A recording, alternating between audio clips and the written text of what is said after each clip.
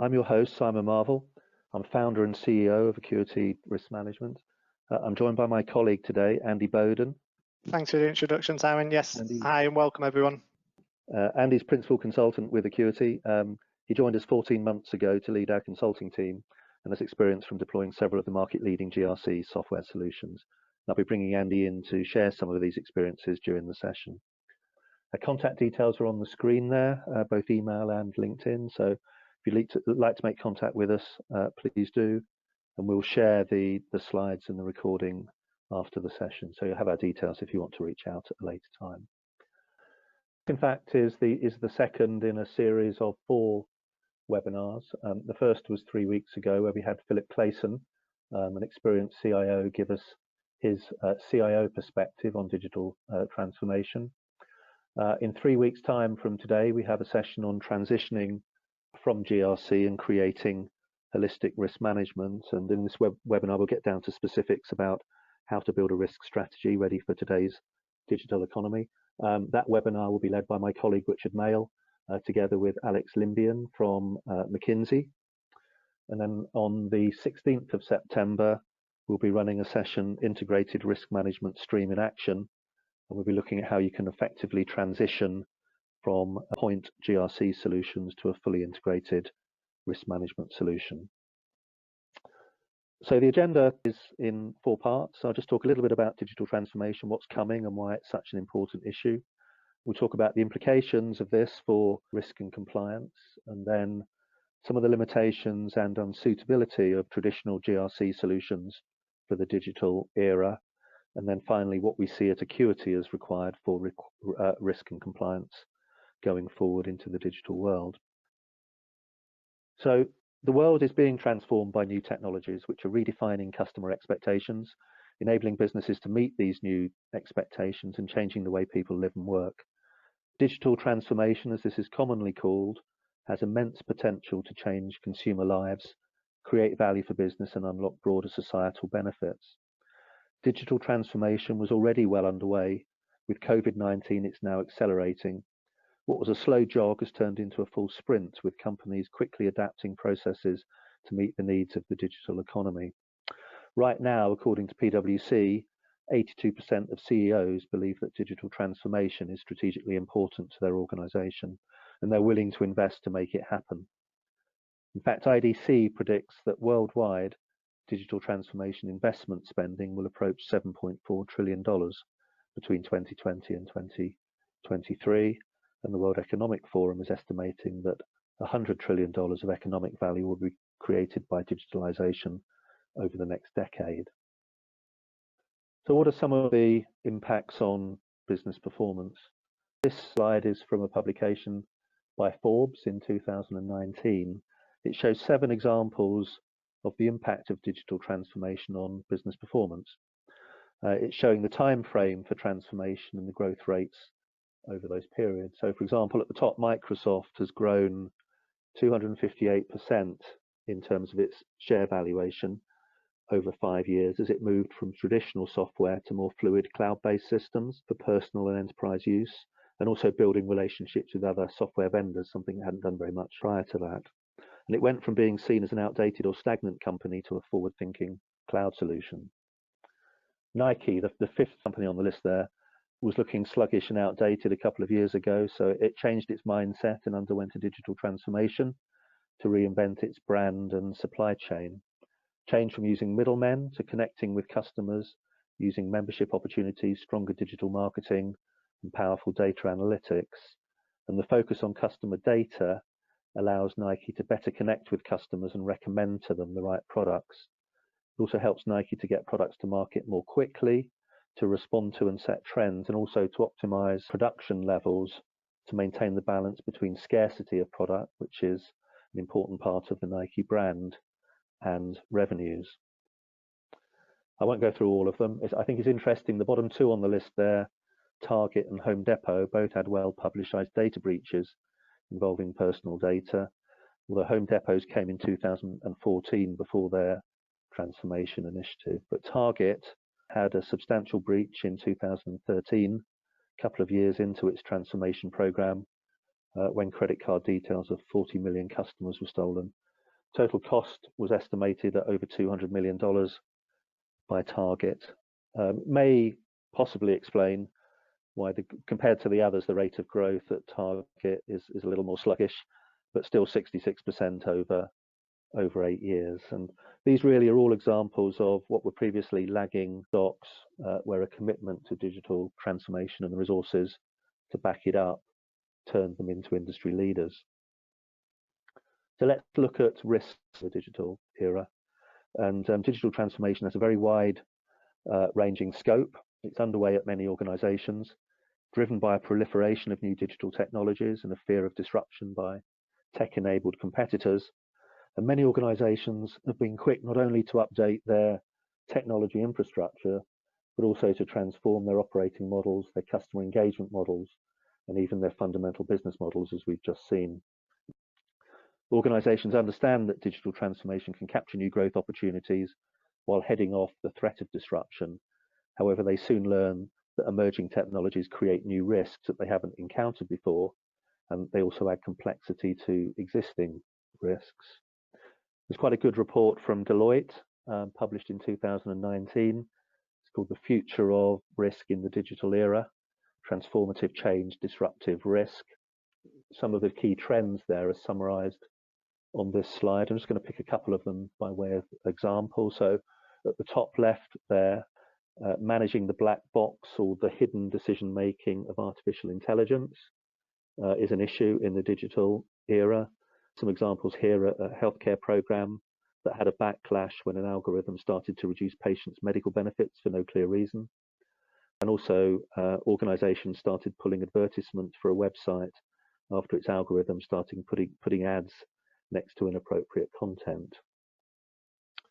The next one I look at is evolving governance and controls for automation. So facilitated by this AI decision making and other technologies such as robotic process automation, automation is becoming the new norm now for organizations to support their growth and cost optimization strategies. And the obsolescence of existing controls, complexity in operations, and the possibility of cascading errors become top areas of concern. And legacy infrastructure and fragmented operating environments can limit the benefits that organizations might be seeking. So an example here is a manufacturing organization that completely automated a process in their assembly line without changing the quality controls designed for manual human intervention. So this led to reduced product quality and increased costs. Top right, we have protecting against the changing cybersecurity risk landscape. Cyber attacks have moved beyond identity theft and online account hacks. They threaten our code-enabled physical world, our cities, our infrastructure, our homes, even the medical devices in our bodies, and a host of digital technologies such as AI, automated botnets, Internet of Things, cloud computing, both facilitate attacks and also defend against them at a scale, a speed, and a level of sophistication that we haven't seen before. New types of malware, such as automated phishing tools and crypto mining software, combined with emerging technologies, are expanding the cyber risk landscape. And organizations must continuously revisit their cybersecurity measures in order to defend against the onslaught. And the final example is bolstering organizational resilience in the age of hyperconnectivity. Organizations have begun moving critical infrastructure and processes to the cloud, enhancing operational awareness through sensors and increasing touch points with the external ecosystem. And such changes to the operating environment increase the complexity and fragility and expose organizations to a wide variety of unforeseen risks, including increased dependence on third parties, cascading failures, as a single error may rapidly spread across a multitude of seemingly unrelated systems. And in addition, a rapid expansion of the attack surface through introduction of new systems such as mobile devices and Internet of Things is prompting organizations to rethink what resilience means in the digital age. So Deloitte concluded that the interconnected nature of these risks creates a need to tackle them concurrently rather than in isolation. So those who hope to capture the full value of their digital investments need new approaches to how they view risk, manage risk, and then harness risk for growth. A Gartner survey of more than 380 strategic initiative leaders in 2019 looked at quantifying the cost of missing or not identifying and managing risks to strategic initiatives. And the various charts here have two elements. The dark blue part is initiatives that didn't have a timely risk response compared to the grey where initiatives did have a timely risk response. And you can see the difference there in terms of schedule, budget, and ability to meet expectations. And for an average $5 billion revenue company, Gartner estimated that almost 100 million annually is lost in opportunity cost from delayed new product launches alone.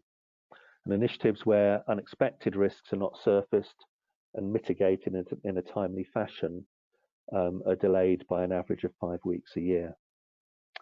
In a similar survey of enterprise risk management leaders, just 6% felt that their organization's risk response was timely during strategic initiatives. So according to Gartner, these findings show that the risk response usually isn't timely, but they also show the huge cost of an untimely response. And the recent COVID-19 pandemic illustrates the need for an agile response to unexpected risks. So I think it's really worth asking yourselves, will we be able to respond to unexpected risks in a timely fashion? Do we have the risk-aware culture, the data, and the tooling to be able to do this? I think it's overstating things to say that where in the past digital technologies have previously supported or enabled the business, in the digital era, they will increasingly become the business. And I think this makes it critical that risk and compliance in the digital era is strategic and business focused. So strategic initiatives to digitalize the business must be risk informed. They must be managed during conception, through delivery, and into operation. This means that we must be business focused and communicate with senior leaders in the board in their language. So just to summarize then on the implications for risk and compliance going forward in the new digital world, in addition to being strategic and business focused, risk management must be holistic and integrated. Strong risk management starts with accurate and actionable risk intelligence, good visibility into the wide range of cyber, regulatory, operational, and other risks facing the business. Otherwise, executives are just operating in the dark, making decisions based on assumptions, wishful thinking, or guesswork. A good program is one that provides the business with resilience to many different events. And while it won't be possible to avoid all breaches, failures, and disruptions, companies need to try to manage risk within their own tolerance philosophy. And as budgets become increasingly tight, the ability to manage risk within tolerance will require more effective and efficient use of resources as you address the risks that could cause the greatest harm and in proportion to the level of those risks.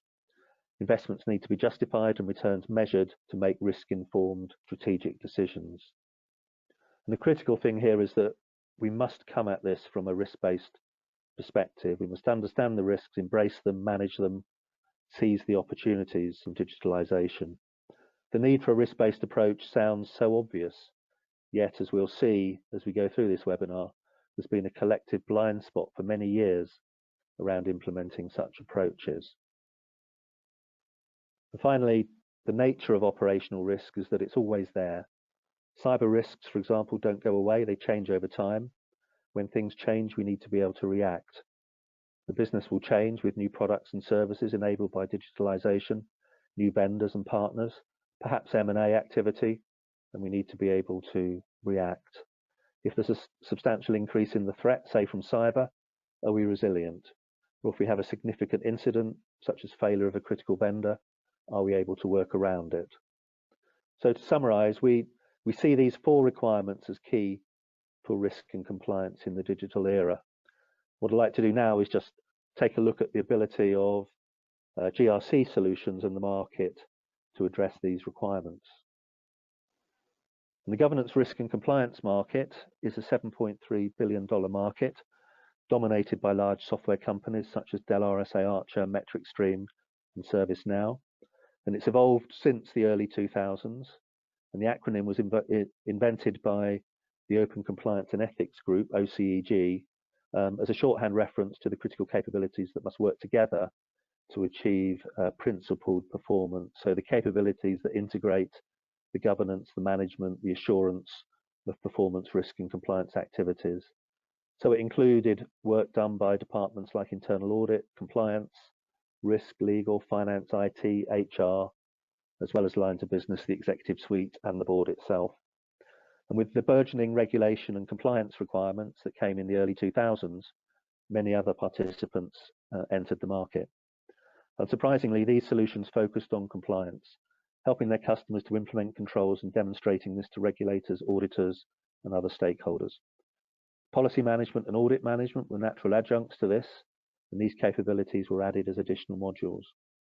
And these solutions were characterized by requirements for document management, workflow, collaboration, time recording around audit and regulatory reporting life cycles.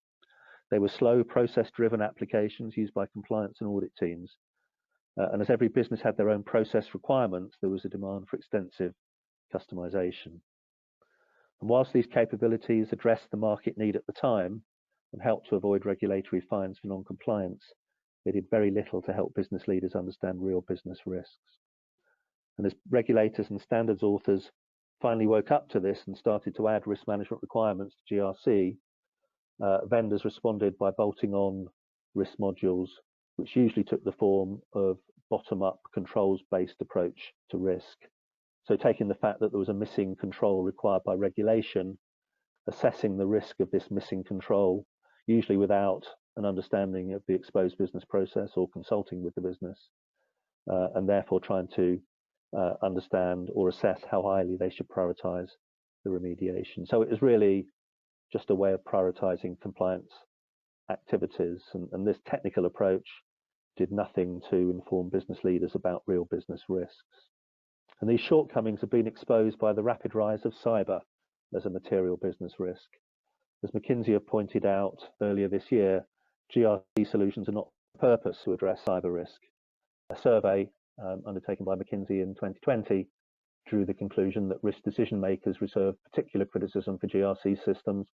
These complex software solutions can take years to implement and rarely produce a satisfying result.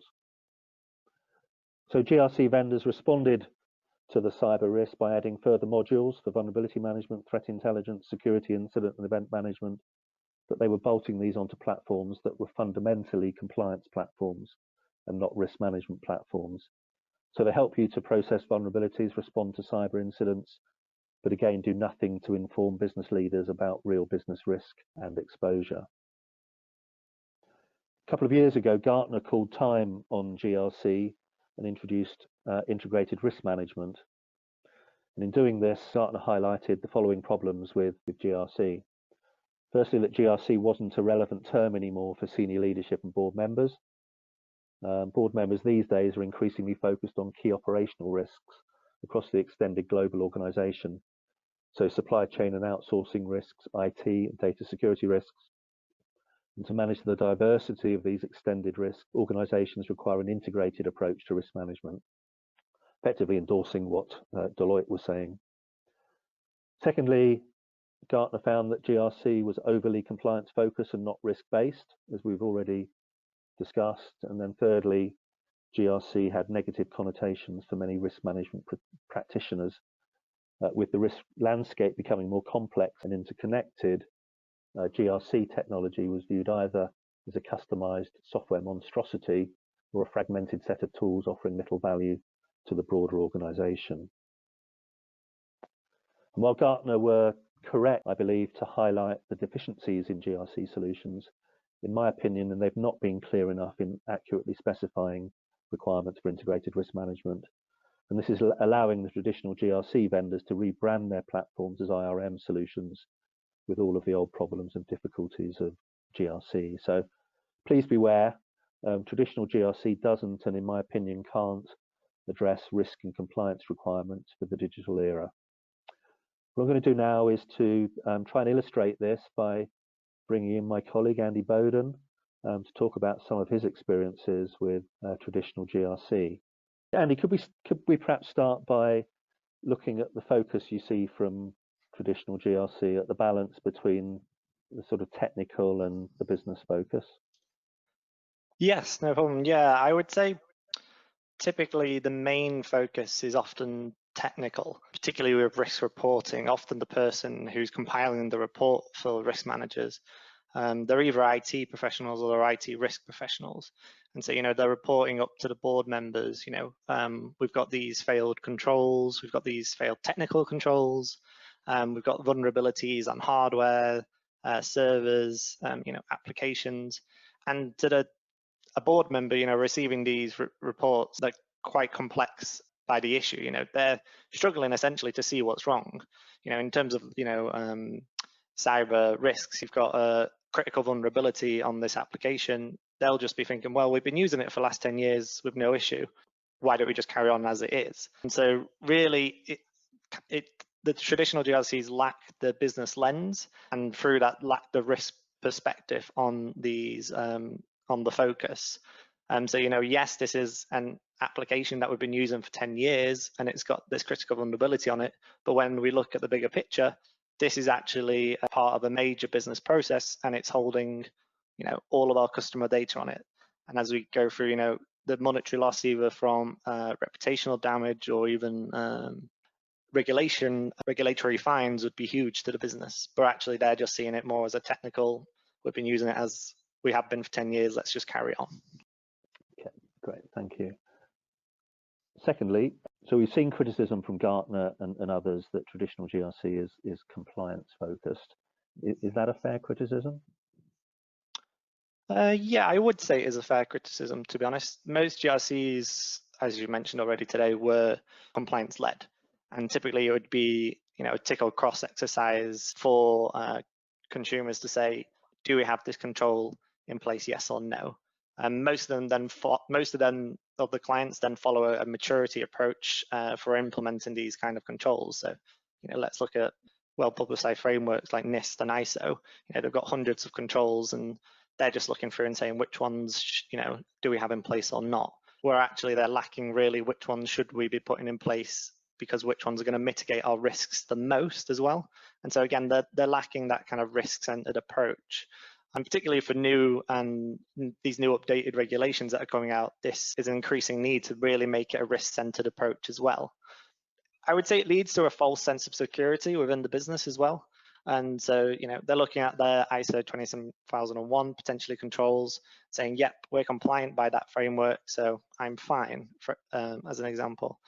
I've actually seen in the market clients with numerous vulnerabilities, and when they're looking to patch these vulnerabilities on their systems, they're essentially just looking at, okay, let's go ahead and patch the easy ones first, get those out of the way, and then work through it in that approach. So essentially they can get as many patches as they can done in the business. Or actually what they should be doing is potentially looking at it in a bigger context of saying, where are the vulnerabilities? Where are they associated to? This application, this system. Okay, what's the data there? What's the business process? What's the real impact essentially and risk to our business? And so essentially giving the board the strategic information so that they can actually make these strategic decisions as well. Great, thank you. And where you have seen risk management applied by GRC vendors, has this generally been successful? Generally, I would say it has been successful. I suppose it depends on what you count as successful. One thing I think it definitely hasn't helped is help with general users understanding risk. And just to touch upon that, I would say there's always been a lack of understanding of risk, and a GRC solution you would hope would be able to improve the overall understanding of risk within a business. But actually what I think it does do sometimes is confuse end users in terms of what is a risk, what is an issue, what is a control weakness when they're reporting those risks. Because essentially they'll see, an outdated software, which would be an issue, and they would log that as a risk. Or they'd say, there was potentially some loss of data. They'd then raise that as a risk, where actually it should be an incident and there should be follow-on actions from there. Or again, even an open vulnerability, as I mentioned before, they'd raise that as a risk, but really it's a gap that needs addressing right now. And so that lack of clarity between a gap, a finding, an issue versus a risk means that the decision makers aren't really getting the full understanding of the risk picture for their business. I've previously seen it in businesses where actually they're raising all these different points as risks. And then obviously, for example, incidents, they're closing those incidents, so they're rating them as green within a risk heat map. And so when a board looks at a heat map for certain areas of the business, they say, oh, well done, slap on the back, you're doing really well. I can see most of your risks are in the green area of the heat map. When actually, when you look at them in more detail, you can see these are actually incidents.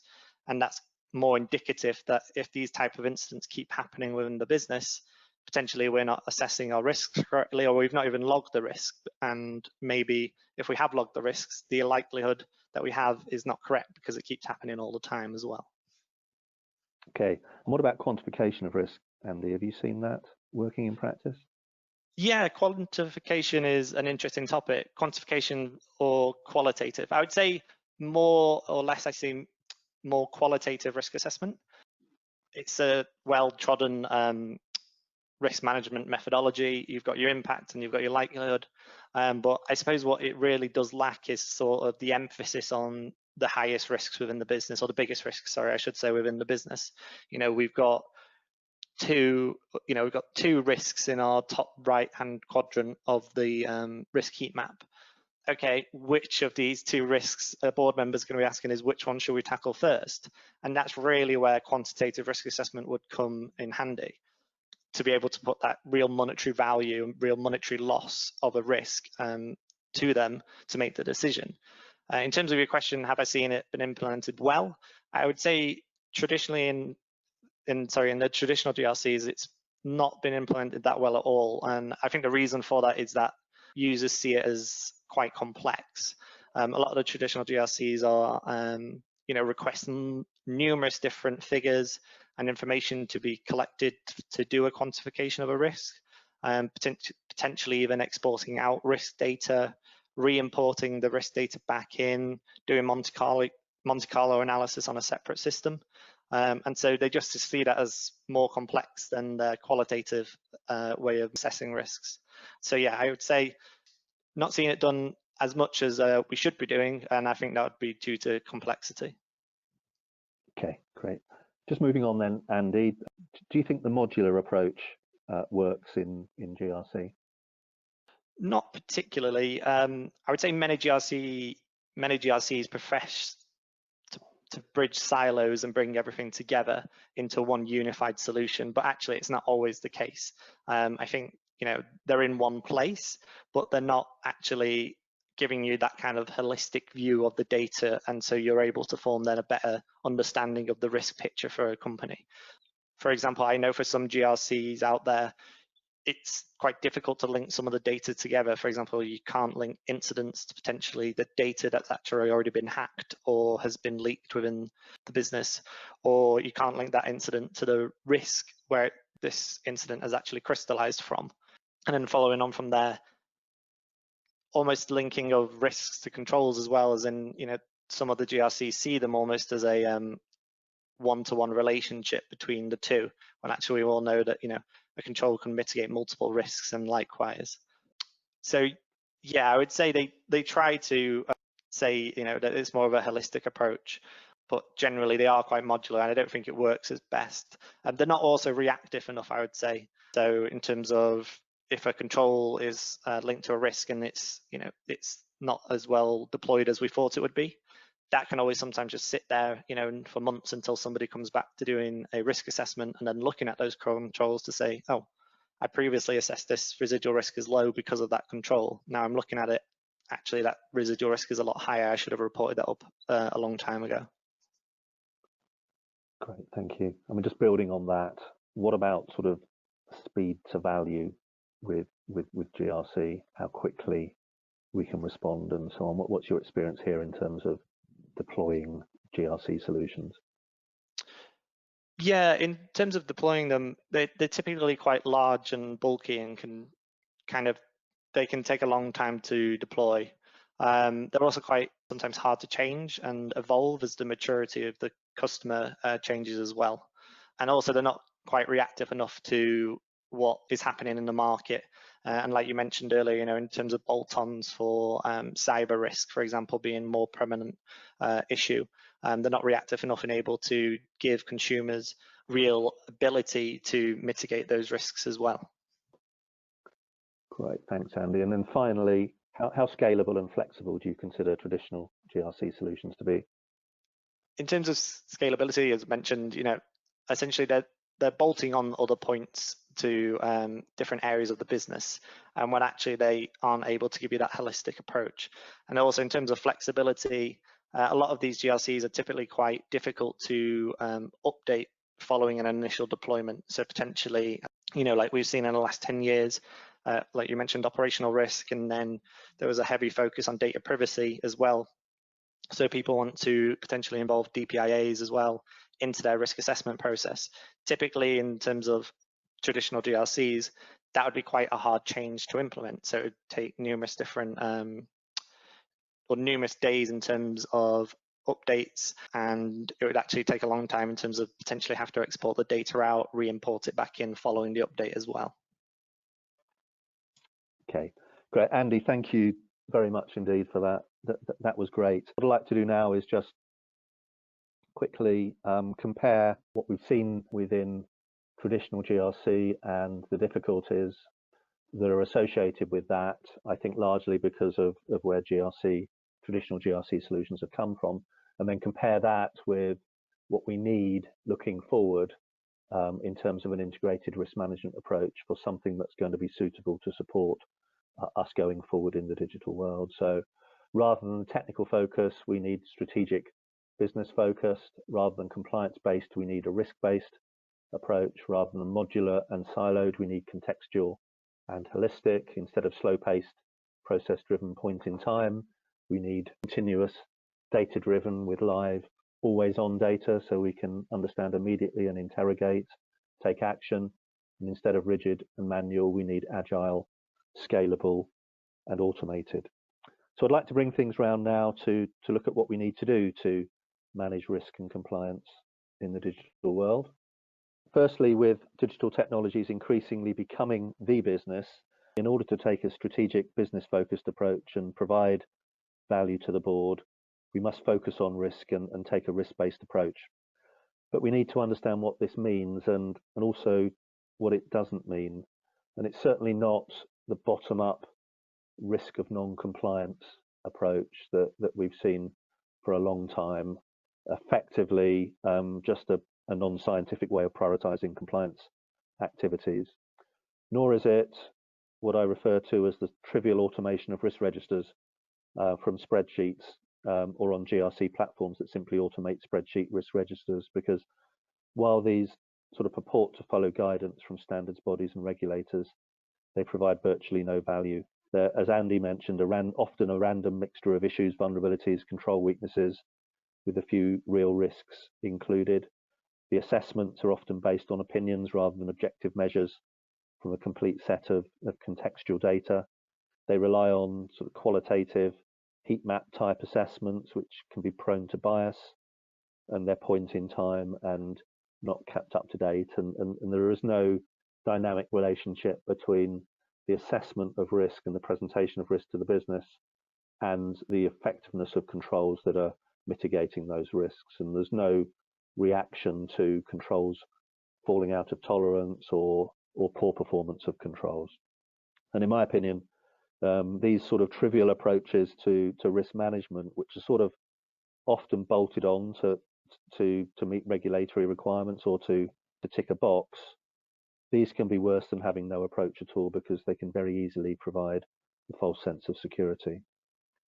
And McKinsey have recently highlighted that the vast majority of organizations currently take a maturity-based approach to cybersecurity as opposed to the risk-based approach. I'm a little bit of a loss to understand why this is, other than presumably because the vast majority of the $7.3 billion that's being spent on traditional GRC isn't buying fit-for-purpose risk-based approach, which is so essential for the digital world. So McKinsey identified that most organizations are still following a maturity-based approach, which is focused on building security capabilities. So it's implementing controls across the piece. The problem with that is that it results in unmanageable growth in control as we protect everything against everything.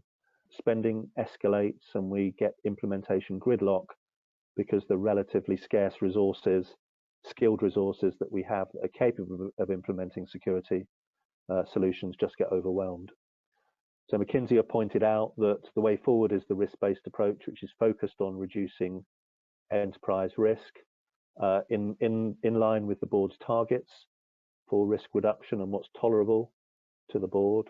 It's around optimizing defenses, around risk reduction, resilience, and cost.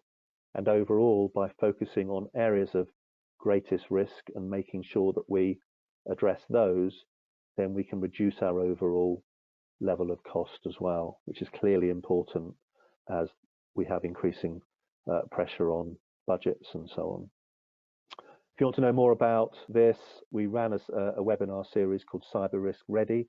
I'll put up some details of that at the end, but there's some various webinars available on demand which go into more detail around this risk-based approach to cybersecurity.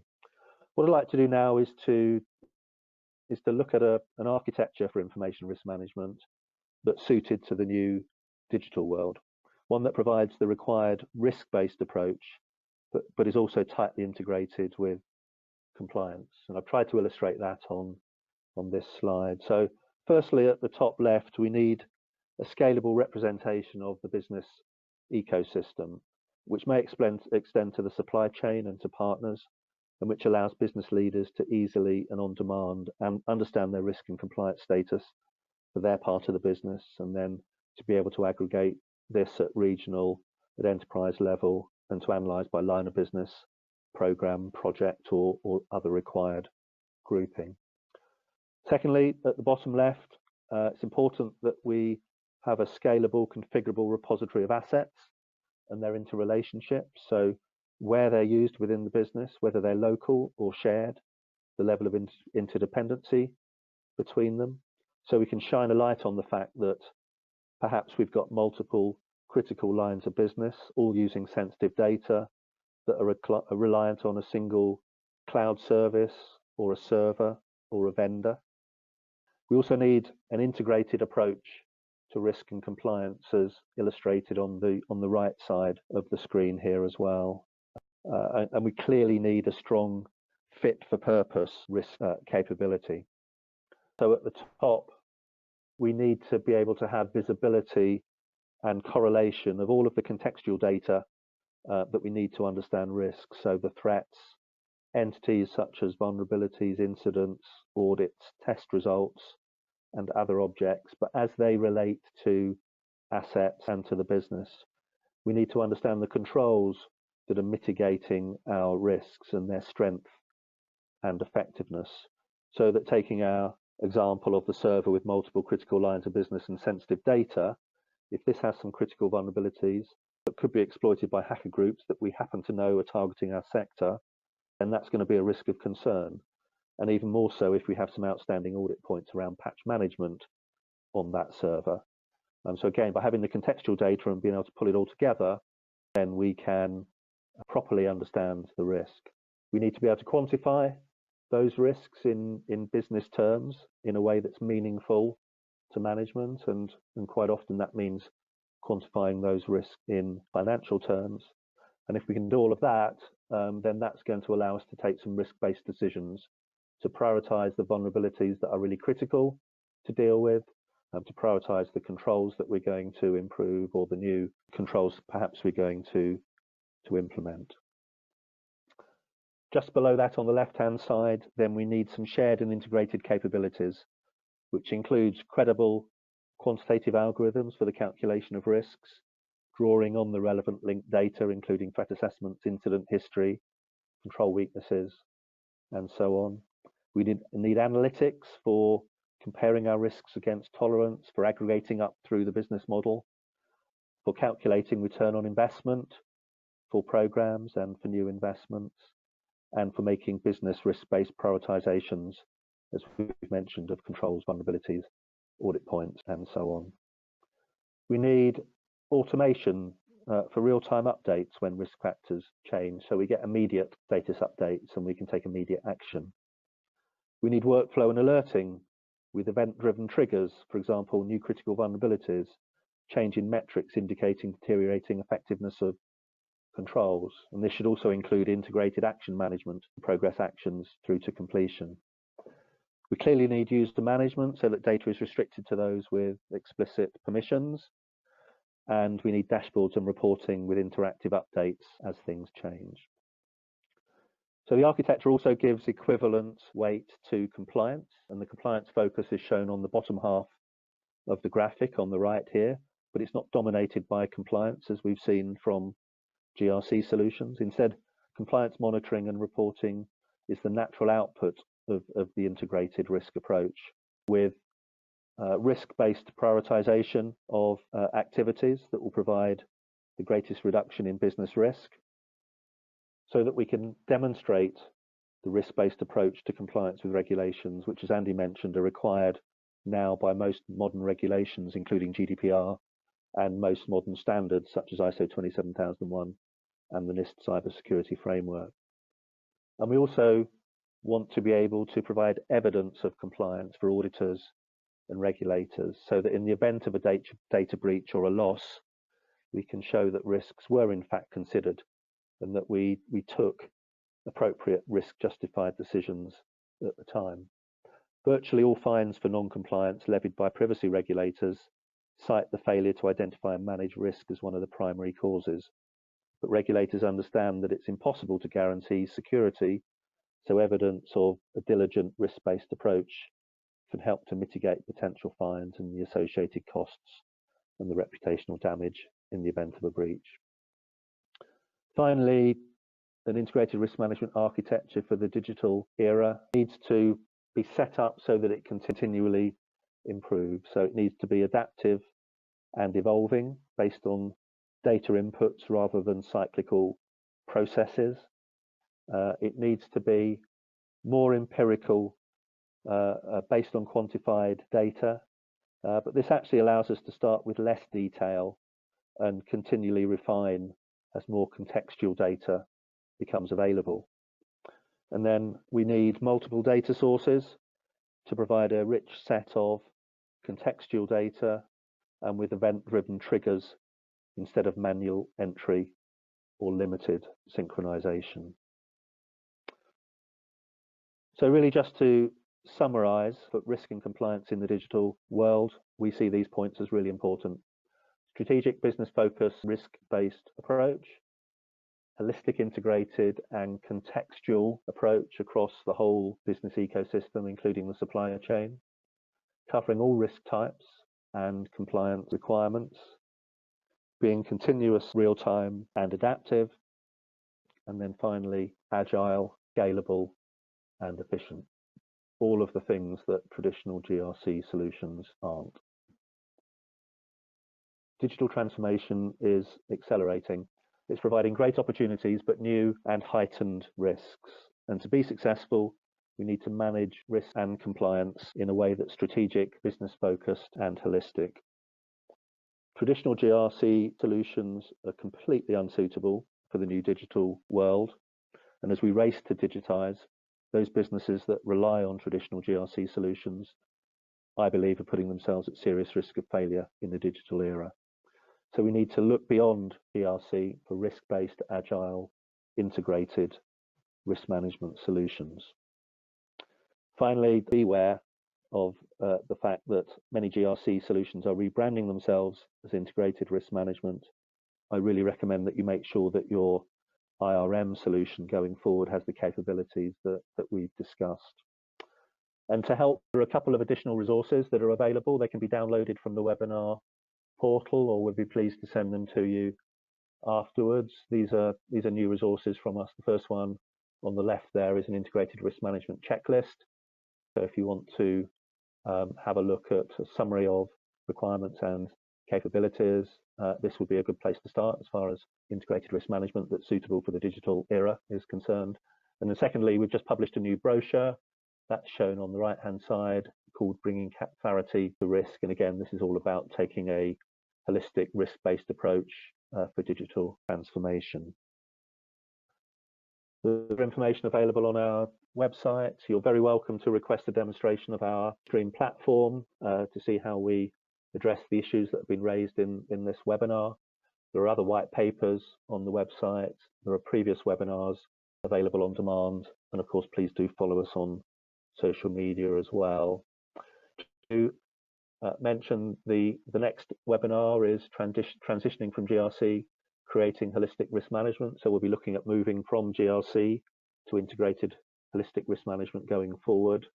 And I also mentioned during the presentation our Cyber Risk Ready series. For those of you that didn't watch that and are interested in understanding a bit more specifically about cyber risk and a risk-based approach to cybersecurity, then please feel free to watch these webinars on demand from our website.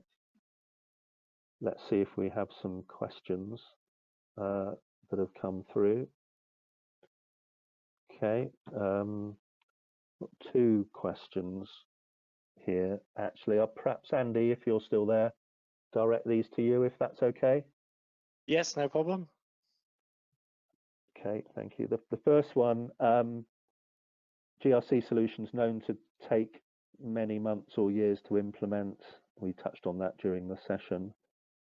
Is it going to be the same with the type of integrated risk management solution that you've been describing? So no, I suppose the problem with GRC is that most of the times they're custom built. So as we mentioned, they're kind of added on these bolt-ons every time and they don't fully integrate together very well.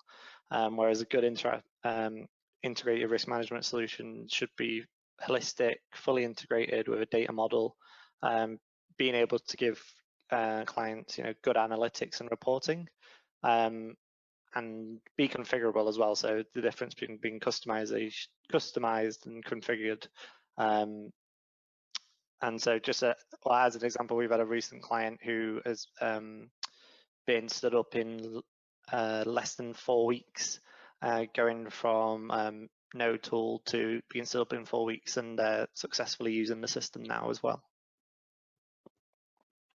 Great, thank you. And the second question, do you have any thoughts on the approach required to migrate from traditional GRC to integrated risk management?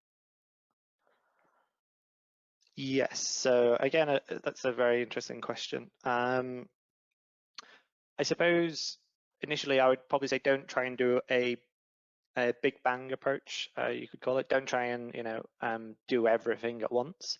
What I'd probably recommend is that you look at one thing you're looking to improve in a new IRM solution, and then build upon that as well. And also do a lot of the thinking up front. So think about your business model, think about your data structure, make sure you got those in place, and then build upon it and implement parts as you go, essentially, as well. Say that. Okay, brilliant. Thanks, Andy. And actually, we're going to be diving into this exact topic in a bit more detail on the next webinar in 3 weeks' time. So please do join us for that, and we'll take a deeper dive into some of these issues as we move from GRC to holistic risk management. Okay, there are one or two other questions that are coming through, but I think we will respond to those offline for now, since we've gone about 10 minutes over time. So thank you everybody for attending. Please do, as you leave, complete the survey form and give us your feedback. That's always very helpful to us.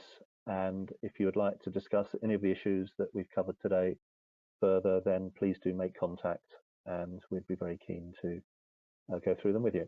Okay, with that, I'll say thanks very much. Goodbye.